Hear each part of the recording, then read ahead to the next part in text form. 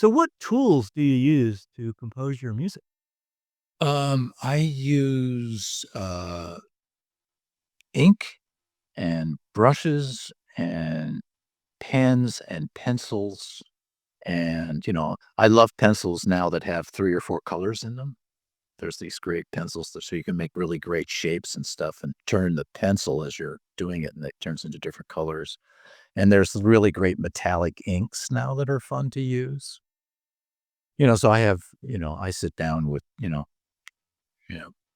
paper and play around with all the, uh pens and pencils and stuff and ink and This is why your scores always look like beautiful works of art. yeah, there's a how do you look at a painting, you know? Your eyes go there and you start seeing stuff. And I like the idea of sitting there, okay, here's this, this stuff looks interesting on the plane and to me, I'm sitting there looking for things that will transfer as information to sound. So that's always kind of in my mind. Sometimes I have an idea of the kind of feeling I want to have. So sometimes there's kind of little composition notes that go with along with it.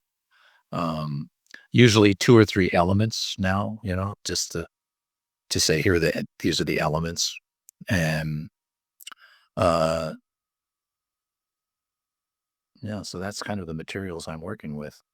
And I always just see, it's a dialogue. Your eye is always looking back to look at the different ways that the graphics, you know, how they relate to each other. And then the sound is added into it. When you're improvising with it, you just add sound into it. So you're making sounds, and sometimes you're not looking at the score anymore. But at certain point, the you get back to a point where you can look back to the score and find something else to add into the mix.